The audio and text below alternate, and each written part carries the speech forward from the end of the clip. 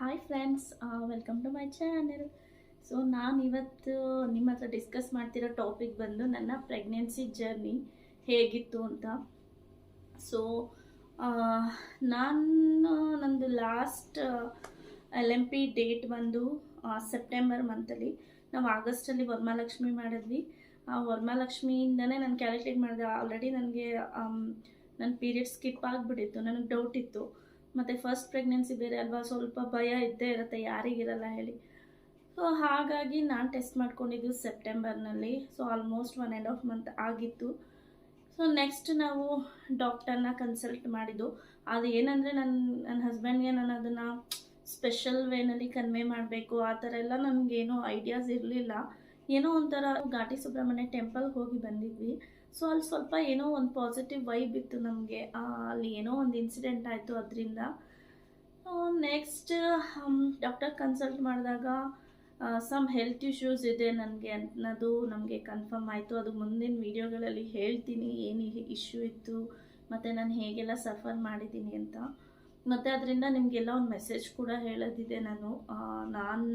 ನನಗೆ ಡಾಕ್ಟರ್ ಏನಂದರು, ಅದು ಹೇಗಾಗಿದೆ, ಅದು ಏನಕ್ಕಾಗುತ್ತೆ ಅಂತ ಹೇಳಿದರು, ಅದನ್ನು ನಾನು ನಿಮಗೆ ಕನ್ವೆ ಮಾಡ್ತೀನಿ ನೆಕ್ಸ್ಟ್ ಅಪ್ಕಮಿಂಗ್ ವೀಡಿಯೋಸಲ್ಲಿ.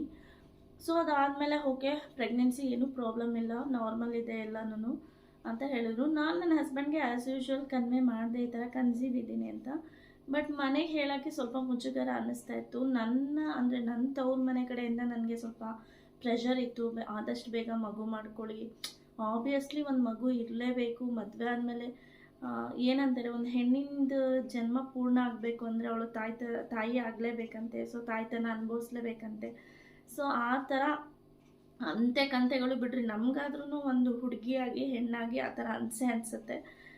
ನಾವು ಮಕ್ಕಳು 2 ಮಾಡ್ಕೊತೀವೋ 3 ಮಾಡ್ಕೊತೀವೋ ಅದು ಸಪ್ರೇಟ್, ಬಟ್ ನಮ್ಮ ಮಗು ಅಂತ ಒಂದಾದರೂ ಇರಬೇಕು ನನ್ನ ಪ್ರಕಾರ. ಸೊ ನನ್ನ ಮಗಳು ಹುಟ್ಟಿದ್ಲು, ನಾನು ಕನ್ಸೀವ್ ಆದೆ. ಸೊ ನೆಕ್ಸ್ಟ್ ನನ್ನ ಮನೇಲಿ ನಾನು ಹೇಳಿದೆ, ಬಟ್ ನನ್ನ ಹಸ್ಬೆಂಡ್ ಮನೆ ಹೇಳುವಾಗ ಸ್ವಲ್ಪ ಮುಜುಗರ ಇತ್ತು. ಅವ್ರು ಹೇಳೋದು ನಾನು ಹೇಳೋದು ಆ ಥರ ಇತ್ತು. ಬಟ್ ಅವತ್ತಲ್ಲ, ನಾನು ಕನ್ಸೀವ್ ಅಂತ ಕನ್ಫರ್ಮ್ ಆಗಿದ್ದ ದಿನವೇ ನನ್ನ ಫ್ರೆಂಡ್ ಮನೆ ಗೃಹ ಪ್ರವೇಶ ಇತ್ತು. ಸೊ ಆ ಗೃಹ ಪ್ರವೇಶಕ್ಕೂ ಹೋಗಿ ಬಂದೆ ನಾನು ನಿಧಾನವಾಗಿ. ಡಾಕ್ಟರ್ ಹೇಳಿದರು ತುಂಬ ಟ್ರಾವೆಲಿಂಗ್ ಎಲ್ಲ ಬೇಡ ಅಂತ. ಸೊ ಇಲ್ಲೇ ಬೆಂಗಳೂರಲ್ಲೇ ಇದ್ದಿದ್ದು. ಸೊ ಅಲ್ಲಿಗೂ ಹೋಗಿ ಬಂದ್ವಿ. ಅಲ್ಲೂ ಎಲ್ಲ ಹೇಳಿದ್ವಿ, ಹಿಂಗೆ ಅವರು ನಿಧಾನ ಓಡಾಡಮ್ಮ, ಸ್ಟೆಪ್ಸ್ ಎಲ್ಲ ಹತ್ಬೇಡ ಹಾಗೆಲ್ಲ ಹೇಳಿದ್ರು ಅವರು. ಸೊ ನೆಕ್ಸ್ಟ್ ಮನೆಗೆ ಬಂದ್ವಿ. ಯಾರೋ ನೆಕ್ಸ್ಟ್ ಡೇ ಅನಿಸುತ್ತೆ, ಯಾರೋ ಹಿಂಗೆ ರಿಲೇಟಿವಲ್ಲಿ ಸತ್ತೋಗಿದ್ದಾರೆ ಅಂತ ಸುದ್ದಿ ಬಂತು. ಸೊ ಆವಾಗ ಮನೆಗೆ ನಾನು ಕನ್ವೆ ಮಾಡಲೇಬೇಕಾಗಿತ್ತು. ಯಾಕಂದರೆ 2.5 ಮಂತ್ 3 ಮಂತ್ವರೆಗೂ ನನಗೆ ಗ್ಯಾರಂಟಿ ಇರಲಿಲ್ಲ. ಯಾಕಂದರೆ ನನಗೆ ಹೆಲ್ತ್ ಇಶ್ಯೂ ಇದ್ದಿದ್ದರಿಂದ ನನಗೆ ಮಿಸ್ಕ್ಯಾರೇಜ್ ಆಗೋಗ್ಬಿಟ್ರೆ, ಅಬೋರ್ಷನ್ ಆಗೋಗ್ಬಿಟ್ರೆ ಆ ಥರ ಟೆನ್ಷನ್ ಇತ್ತು. ಸೊ ನೆಕ್ಸ್ಟ್ ನಾವು ಇಲ್ಲಿ ನನ್ನ ಹಸ್ಬೆಂಡ್ ಮನೆಗೂ ಕೂಡ ಹೇಳಿದ್ವಿ. ಸೊ ಎಲ್ಲರೂ ಖುಷಿಪಟ್ಟರು. ನನಗೆ ಅಪ್ ಟು 3.5 ಮಂತ್ಸ್ವರೆಗೂ ಏನಂತಾರೆ, ಯಾವುದೇ ಥರ ಇಶ್ಯೂಸ್ ಇರಲಿಲ್ಲ, ಪ್ರಾಬ್ಲಮ್ ಇರಲಿಲ್ಲ. After 3.5 to 5 months, up to 5 months ನಾನು ಎಷ್ಟು ಸಫರ್ ಮಾಡಿದ್ದೀನಿ ಗೊತ್ತಾ, ದೇವರಿಗೆ ಗೊತ್ತು. ಅಷ್ಟು ವಾಮಿಟಿಂಗ್ ಸೆನ್ಸೇಷನ್ನು, ನಾಸಿಯಾ, ಸರಿಗೆ ನಿದ್ದೆ ಬರ್ತಿರ್ಲಿಲ್ಲ, ಏನು ಫುಡ್ ತಿನ್ನೋಕ್ಕಾಗ್ತಿರ್ಲಿಲ್ಲ. ಏನು ಫುಡ್ ತಿಂದ್ರೂ ಅದು ವಾಮಿಟ್ ಆಗ್ತಾಯಿತ್ತು. ಮತ್ತು ಫುಲ್ ಇಲ್ಲೆಲ್ಲ ಎದೆಯೆಲ್ಲ ಉರಿ ಬಂದ್ಬಿಟ್ಟಿತ್ತು ನನಗೆ, ವಾಂತಿ ಮಾಡಿ ಮಾಡಿ. ರೈಸ್ ತಿಂದರೆ ಅದು ವಾಂತಿ. ಆಮೇಲೆ ಏನು ಸಾಲಿಡ್ ಫುಡ್ ತಿಂದಿಲ್ಲ, ಅಟ್ಲೀಸ್ಟ್ ಲಿಕ್ವಿಡ್ ತೊಗೊಳ್ಳೋಣ, ಬಾಡಿ ಎನರ್ಜಿ ಬೇಕು, ಮಗು ಆ್ಯಕ್ಟಿವ್ ಇರಬೇಕು, ಅದಕ್ಕೋಸ್ಕರ ಲಿಕ್ವಿಡ್ ತೊಗೊಳ್ಳೋಣ ಅಂದರೆ ಲಿಕ್ವಿಡ್ನೂ ವಾಂತಿ. ಅಷ್ಟು ಸಫರ್ ಮಾಡಿದ್ದೀನಿ ನಾನು ವಾಮಿಟಿಂಗಲ್ಲಂತೂ ಸಿಕ್ಕಾಪಟ್ಟೆ. ಎಲ್ಲೆಲ್ಲಿ ಅಲ್ಲೇ ತಿಂತೀನಿ ಅಲ್ಲೇ ವಾಂತಿ, ಆಮೇಲೆ ಹಿಂಗೆಲ್ಲರೂ ನಡ್ಕೊಂಡು ಹೋಗ್ತಾ ಇರ್ತೀನಿ ಅಲ್ಲೇ ವಾಂತಿ. ಮನೆಯೆಲ್ಲ ಹಾಗೆ ಮಾಡಿದ್ದೀನಿ ನಾನು. ಬಟ್ ಏನೂ ಮಾಡೋಕ್ಕಾಗಲ್ಲ, ಅದು ಅನುಭವಿಸ್ಲೇಬೇಕು. ಅದಕ್ಕೆ ಹೇಳೋದು ತಾಯ್ತನ ಅಂತ. ಸೊ ಅದು ಆಲ್ಮೋಸ್ಟ್ ನಾನು 1.5 ಮಂತ್ ಹಾಗೇ ಬ್ಯಾಲೆನ್ಸ್ ಮಾಡಿದೆ. ವಾಮಿಟಿಂಗ್ ಸೆನ್ಸೇಷನ್ ಎಲ್ಲ ಕಂಟ್ರೋಲ್ ಮಾಡಿಕೊಂಡು ಅದು ಇದು ಫುಡ್ಡು, ರೊಟ್ಟಿ ಮತ್ತು ಚಪಾತಿ, ದೋಸೆ ಮತ್ತು ಸಾಫ್ಟ್ ಫುಡ್ಸು ಈ ಥರದ್ದು ತಿನ್ನೋಕ್ಕೆ ಸ್ಟಾರ್ಟ್ ಮಾಡಿದೆ. ಆದ್ರೂ ಅದು ನಿಲ್ತಾನೆ ಇರಲಿಲ್ಲ ವಾಮಿಟಿಂಗ್. ನೆಕ್ಸ್ಟ್ ಈ ನಟ್ಸು ಎಲ್ಲ ಮಾಮೂಲಿ ಗೊತ್ತಲ್ವ, ಮನೆಯಲ್ಲಿ ನಟ್ಸ್ ಎಲ್ಲ ತಿನ್ನಿ, ಫ್ರೂಟ್ಸ್ ಎಲ್ಲ ತಿನ್ನಿ ಅಂತ ಹೇಳ್ತಾರೆ. ಅದು ತಿಂದರೂ ಕೂಡ ವಾಮಿಟ್ ಆಗ್ತಾಯಿತ್ತು ನನಗೆ. ಆ ಥರ ಸಿಚುಯೇಷನ್ ಇತ್ತು. ಆ ಥರ ಸಿಚುಯೇಷನ್ ಯಾವ ಹೆಣ್ಮಕ್ಳಿಗೂ ಬರಬಾರ್ದು ಅಂತ ನಾನು ಕೇಳ್ಕೊತೀನಿ ಸೀರಿಯಸ್ಲಿ. ಏನಂದರೆ ನಾವು ವಾಂತಿ ಮಾಡಿ ಮಾಡಿ ಇಲ್ಲೆಲ್ಲ ಉರಿ ಬಂದಿರುತ್ತಲ್ಲ, ಏನು ತಿನ್ನೋಕ್ಕೂ ಆಗಲ್ಲ, ಕುಡಿಯೋಕ್ಕೂ ಆಗಲ್ಲ, ಟೇಸ್ಟು ಅನಿಸಲ್ಲ. ಟೇಸ್ಟ್ ಇರಲಿ, ಅಟ್ಲೀಸ್ಟ್ ನಮ್ಮ ಬೇಬಿಗೋಸ್ಕರನಾದರೂ ತಿನ್ನೋಣ, ಕುಡಿಯೋಣ ಅಂದರೆ ಅದು ಕೂಡ ಆಗೋದಿಲ್ಲ. ಸೊ ಆ ಥರ ಸಫರ್ ಮಾಡಿಬಿಟ್ಟಿದ್ದೀನಿ ನಾನು 1.5 ತಿಂಗಳು. ನೆಕ್ಸ್ಟ್ ಒಂದಿನ ಹೀಗೆ ವಾಮಿಟಿಂಗ್ ಆಗ್ತಾಯಿತ್ತು. ಅವತ್ತು ನನ್ನ ಕೈಲಿ ನಿಲ್ಲೋದಕ್ಕೂ ಶಕ್ತಿ ಇಲ್ಲ, ಅಲ್ಲೇ ಕುತ್ಕೊಂಡು ಬಿಟ್ಟಿದ್ದೀನಿ, ವಾಶ್ರೂಮಲ್ಲೇ ಕೂತಿದ್ದೀನಿ. ನನಗೆ ಅಷ್ಟು ಸುಸ್ತಾಗಿ ಟಯರ್ಡ್ ಆಗಿಬಿಟ್ಟಿದೆ, ನಂಗೆ ಆಗೋದೇ ಇಲ್ಲ ಅಂತ ನನ್ನ ಹಸ್ಬೆಂಡ್ಗೆ ಹೇಳಿದೆ. ಆಮೇಲೆ ಅವರು ನಮ್ಮ ಡಾಕ್ಟರ್ಗೆ ಕಾಲ್ ಮಾಡಿ ಅಪಾಯಿಂಟ್ಮೆಂಟ್ ತೊಗೊಂಡ್ರು. ಅವರು ವಾಮಿಟಿಂಗ್ ಅಲ್ವಾ, ಟ್ಯಾಬ್ಲೆಟ್ ಕೊಡ್ತೀವಿ ಕಂಟ್ರೋಲ್ ಆಗುತ್ತೆ ಅಂತ ಹೇಳಿದ್ರು. ಬಟ್ ಮೊದಲೇ ನನಗೆ ಟ್ಯಾಬ್ಲೆಟ್ ಕೂಡ ಕೊಟ್ಟಿದ್ರು, ಆದರೂ ನನಗೆ ಕಂಟ್ರೋಲ್ ಆಗಲಿಲ್ಲ. ಟ್ಯಾಬ್ಲೆಟ್ಸ್ ತೊಗೊಂಡ್ರು ನಾನು ಹೆವಿ ವಾಮಿಟಿಂಗ್ ಆಗ್ತಾಯಿತ್ತು. ಸೊ ಅದಕ್ಕೋಸ್ಕರ ನಾನು ಅಡ್ಮಿಟ್ ಆದೆ. ಅಡ್ಮಿಟ್ ನಾನು 3 ಡೇಸ್ ಏನೋ ಇಟ್ಕೊಂಡಿದ್ರು. ಓನ್ಲಿ ಲಿಕ್ವಿಡ್ ಫುಡ್, ಸಾಲಿಡ್ ಏನೂ ಕೊಟ್ಟಿರಲಿಲ್ಲ ನನಗೆ ನನ್ನ ಮಗು ಚಿಂತೆ. ಬರೀ ಲಿಕ್ವಿಡಲ್ಲಿ ನನ್ನ ಮಗು ಹೆಂಗೆ ಗ್ರೋತ್ ಆಗುತ್ತೆ, ಅದು ಅಪ್ ಟು 5 to 6 ಮಂತ್ಸ್ವರೆಗೂ ಮಗು ಗ್ರೋತ್ ಆಗೋ ಟೈಮ್, ಅದು ನೀಟಾಗಿ ಗ್ರೋತ್ ಆಗೋ ಟೈಮ್. ಆ ಟೈಮಲ್ಲಿ ತಾಯಿ ಹೆಲ್ದಿ ಫುಡ್ ತಿನ್ನೋದು ತುಂಬ ಇಂಪಾರ್ಟೆಂಟ್ ಆಗುತ್ತೆ. ಸೊ ನನಗೆ ಆ ಥರ ಟೆನ್ಷನ್, ಬರೀ ವಾಟರ್ ಕೊಡ್ತಾರೆ, ಜ್ಯೂಸ್ ಕೊಡ್ತಾರೆ, ಇಂಥದ್ರಲ್ಲೇ ನನ್ನ ಮಗು ಹೆಂಗೆ ಬೆಳೆಯುತ್ತೆ. ಅವರು ಅವಾಗವಾಗ ಬಂದು ಮೂಮೆಂಟ್ಸ್ ಎಲ್ಲ ಚೆನ್ನಾಗಿದೆಯಾ ಅಂತ ಕೇಳೋರು. ಬಟ್ ಬೇಬಿ ಮೂಮೆಂಟ್ಸ್ ಎಲ್ಲ ಚೆನ್ನಾಗಿತ್ತು, ನನಗೆ ಯಾವುದೇ ಥರ ತೊಂದರೆ ಆಗಿರಲಿಲ್ಲ. ಇದೊಂದು ವಾಮಿಟಿಂಗ್ ಅನ್ನೋದು ತುಂಬ ಹಿಂಸೆ ಮಾಡಿಬಿಡ್ತು ನನಗೆ 3.5 to 5 ತಿಂಗಳವರೆಗೂ. ಸೊ ನೆಕ್ಸ್ಟ್ ಅಲ್ಲಿ ಟ್ರೀಟ್ಮೆಂಟ್ ಎಲ್ಲ ಕೊಟ್ಟರು, ಡ್ರಿಪ್ಸ್ ಎಲ್ಲ ಹಾಕಿದ್ರು, ಹೀಗೆ ಏನೇನೋ ಇಂಜೆಕ್ಷನ್ಸು ಅದೆಲ್ಲ ಕೊಟ್ಟರು. ಮೆಡಿಸಿನ್ಸ್ ಎಲ್ಲ ಇದ್ದೆ ನಾನು ಸ್ವಲ್ಪ ದಿನ, 3 ಡೇಸ್ವರೆಗೂ ಇಟ್ಕೊಂಡಿದ್ರು. ಆಮೇಲೆ ಸ್ವಲ್ಪ ನಂಗೆ ಓಕೆ ಅನ್ನಿಸ್ತು. ನನಗೆ ಹೇಗಾದರೂ ಸರಿ ವಾಮಿಟಿಂಗ್ ಸ್ಟಾಪ್ ಆದರೆ ಸಾಕು ಅನ್ನಂಗೆ ಅಂದ್ಬಿಟ್ಟಿತ್ತು. ಅಲ್ಲಿ ನಾನು ಹಾಸ್ಪಿಟಲಲ್ಲಿ ಅಡ್ಮಿಟ್ ಆಗಿದ್ದು ಫೋಟೋಸ್ ಕೂಡ ಎಲ್ಲ ನಾವು ತೆಕ್ಕೊಂಡಿದ್ವಿ. ಅದೇನಾದ್ರು ಇತ್ತು ಅಂದರೆ ಡೆಫಿನೆಟಾಗಿ ಶೇರ್ ಮಾಡ್ತೀನಿ. ಆಮೇಲೆ ಮನೆಗೆ ಬಂದಮೇಲೆ ಸ್ವಲ್ಪ ನನಗೆ ಟ್ಯಾಬ್ಲೆಟ್ಸ್ ಎಲ್ಲ ಕೊಟ್ಟಿದ್ರು ವಾಮಿಟಿಂಗಿಗೆ ಕಂಟ್ರೋಲ್ ಆಗೋ ಥರ. ಸೊ ಅದನ್ನು ತೊಗೊಂಡ್ಮೇಲೆ ನನಗೇನೂ ಆಗಲಿಲ್ಲ. ಆಫ್ಟರ್ 5 to 5.5 months ನನ್ನ ಪ್ರೆಗ್ನೆನ್ಸಿ ಹೇಗೆ ಹೋಯಿತು ಅಂತಲೇ ನನಗೆ ಗೊತ್ತಾಗಿಲ್ಲ. ಅಷ್ಟು ಸ್ಮೂತಾಗಿ ಹೋಯಿತು ನನ್ನ ಪ್ರೆಗ್ನೆನ್ಸಿ. ಏನೊಂದು ಡಿಫಿಕಲ್ಟೀಸ್ ಇರಲಿಲ್ಲ, ಏನು ಫೇಸ್ ಮಾಡಲಿಲ್ಲ ನಾನು. ಬಟ್ ಏನಾದರೆ ಸ್ವಲ್ಪ ಕೋಪ ಬರೋದು ನನಗೆ, ಯಾರು ಒಂಚೂರು ಏನಾದ್ರು ಹೇಳಿಬಿಟ್ರೆ ಸಿಕ್ಕಾಬಟ್ಟೆ ಕೋಪ, ಆ ಥರ ಆಗ್ತಿತ್ತು. ಸೊ ಅದು ಒಂದು ಬಿಟ್ಟರೆ ಬೇರೆ ಏನೂ ಇಶ್ಯೂಸ್ ಇರಲಿಲ್ಲ. ಆಫ್ಟರ್ 5.5 months to 9 monthsವರೆಗೂ ನಾನು ಆರಾಮಾಗಾಯಿತು ನಂದು ಪ್ರೆಗ್ನೆನ್ಸಿ ಜರ್ನಿ.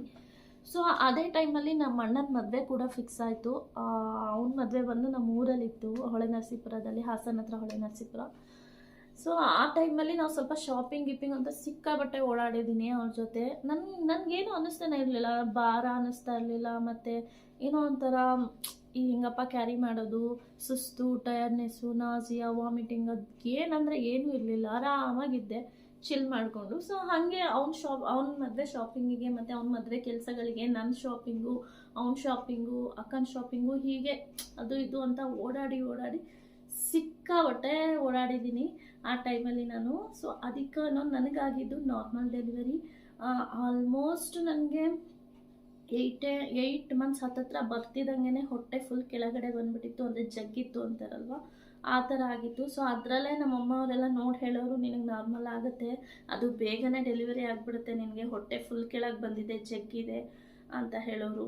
ಸೊ ಆ ಥರ ಓಡಾಡಿ ಆಗಿದೆ ಅನ್ನೋದು ಈಗಲೂ ಮಾತು ನಮ್ಮ ಮನೆಯಲ್ಲೆಲ್ಲ ಹಾಗೆ ಅಂತಾರೆ, ನಿಮ್ಮ ಅಣ್ಣನ ಮದುವೆಗೆ ಓಡಾಡಿ ನಿನ್ಗೊಂಡು ಅಡ್ವಾಂಟೇಜ್ ಆಯಿತು ನೋಡು, ಈ ಥರ ನಾರ್ಮಲ್ ಡೆಲಿವರಿ ಆಯಿತು ಅಂತ.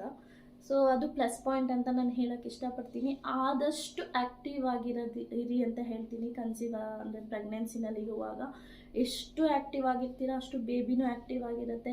ಮತ್ತು ನೀವು ನಾರ್ಮಲ್ ಡೆಲಿವರಿಗೆ ಟ್ರೈ ಮಾಡಬೇಕು ಅಂದ್ಕೊಂಡಿದ್ರೆ ಪಕ್ಕಾ ಹೆವಿ ವಾಕ್ ಮಾಡೋದು, ಮತ್ತು ಸ್ವಲ್ಪ ಕುತ್ತಿ ಹೇಳೋದು ಮೇಲೆ, ಆ ಥರ ಎಲ್ಲ ಮಾಡಬೇಕು. ನನ್ನ ಒಪಿನಿಯನ್ ಇದು, ಮತ್ತು ನನ್ನ ಎಕ್ಸ್ಪೀರಿಯೆನ್ಸಲ್ಲಿ ನಾನು ಹೇಳ್ತಾ ಇದ್ದೀನಿ.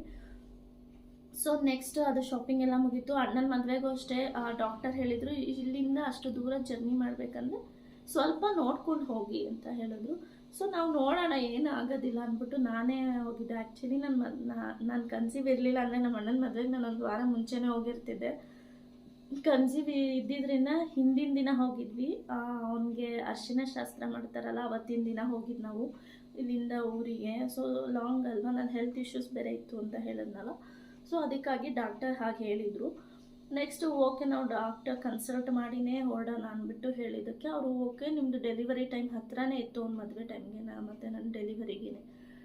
ಸೊ ಹಾಗಾಗಿ ನಾವು ಹಿಂದಿನ ದಿನ ಹೋಗೋಣ, ಅವನದು ಮದುವೆ ರಿಸೆಪ್ಷನ್ ಎಲ್ಲ ಒಂದೇ ದಿನ ಇದ್ದಿದ್ದು. ಸೊ ಶಾಸ್ತ್ರ ಟೈಮ್ಗೆ ನಾವು ಹೋಗಿದ್ದು 4 o'clock ಅಂದ್ಕೋತೀನಿ, ಈವ್ನಿಂಗ್ 4 o'clock. ಸೊ ಹೋದ್ವಿ, ಫಂಕ್ಷನ್ ಎಲ್ಲ ಚೆನ್ನಾಗಾಯಿತು. ಆಮೇಲೆ ನಾವು ಮದುವೆ ಮುಗಿಸ್ಕೊಂಡು ಅವ್ನ ಮದುವೆ ಇದ್ದಿದ್ದು ಗುರುವಾರ ಅನ್ಕೋತೀನಿ, ಶುಕ್ರವಾರ ಕಳ್ಸಲ್ಲ ಅಂದರು. ಶನಿವಾರನೋ ಭಾನುವಾರನೋ 2 ದಿನದಲ್ಲಿ 1 ದಿನ ನಾವು ಬ್ಯಾಂಗ್ಳೂರ್ ರಿಟರ್ನ್ ಆದ್ವಿ. ಇನ್ ಬಿಟ್ವೀನ್ 2 ಡೇಸ್ ನಮ್ಮ ಫ್ಯಾಮಿಲೀಸ್ ಎಲ್ಲ ಟ್ರಿಪ್ ಹೋಗಿದ್ರು. ನಮ್ಮ ಅಕ್ಕ ಮನೆ ಫ್ಯಾಮಿಲಿ ಮತ್ತು ನನ್ನ ಹಸ್ಬೆಂಡ್ ಮನೆ ಫ್ಯಾಮಿಲಿ ಎಲ್ಲ ಹಾಗೆ ಧರ್ಮಸ್ಥಳ ಸುಬ್ರಹ್ಮಣ್ಯ ಎಲ್ಲ ಹೋಗಿ ಬಂದರು. ನಾನು ಹೋಗಂಗಿಲ್ಲ ಅಲ್ಲ, ಕನ್ಸೀವ್ ಇದ್ದೆ.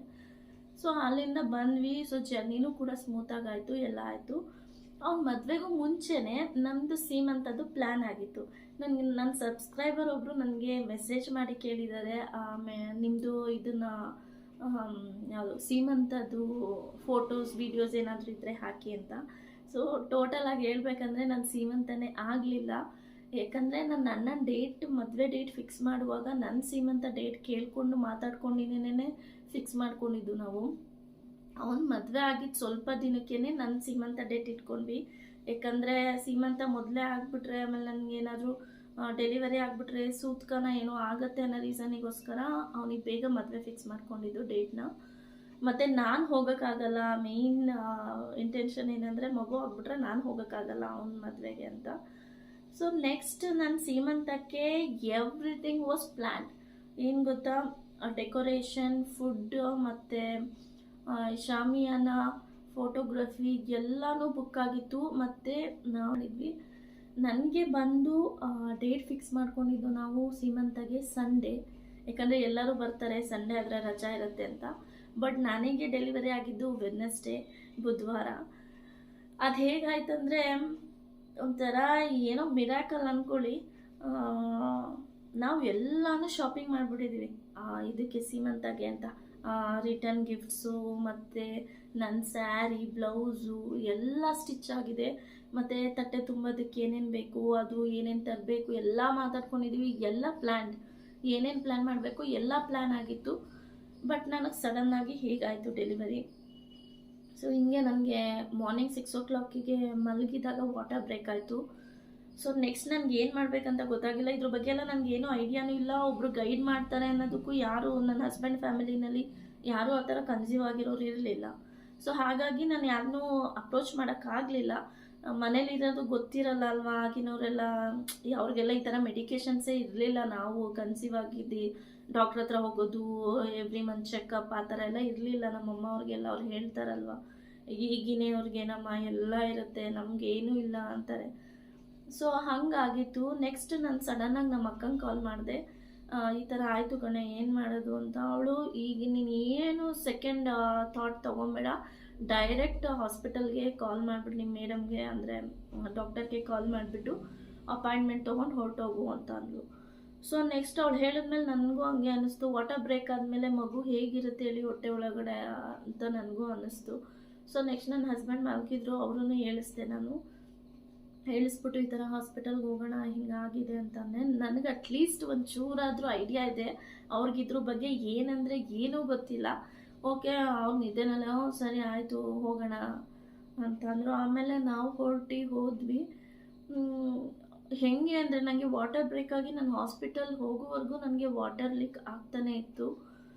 ಸೊ ಅದೆಲ್ಲ ನನಗೊಂಥರ ಫಸ್ಟ್ ಟೈಮ್ ಭಯ ಅನ್ನಿಸ್ತಾಯಿತ್ತು. ಎಲ್ಲೇನಾಗ್ಬಿಡುತ್ತೋ, ನನ್ನ ಮಗುಗೆ ಉಸಿರಾಡೋಕ್ಕೆ ಇರುತ್ತೋ ಇಲ್ಲವೋ, ಒಳಗಡೆ ವಾಟರಲ್ಲೇ ಇರೋದಲ್ವ ಮಕ್ಕಳು, ಆ ಥರ ಎಲ್ಲ ಯೋಚನೆ. ಆಮೇಲೆ ಹಾಸ್ಪಿಟಲ್ಗೆ ಹೋದ್ವಿ. ಅವರು ಮಗುದು ಹಾರ್ಟ್ ಬೀಟ್ ಮತ್ತು ಬ್ರೀತಿಂಗ್ ಎಲ್ಲ ಚೆಕ್ ಮಾಡಬೇಕು ಅಂತ ಅಂದ್ಬಿಟ್ಟು ಅದನ್ನು ಅಬ್ಸರ್ವೇಷನ್ ಇಟ್ಟರು.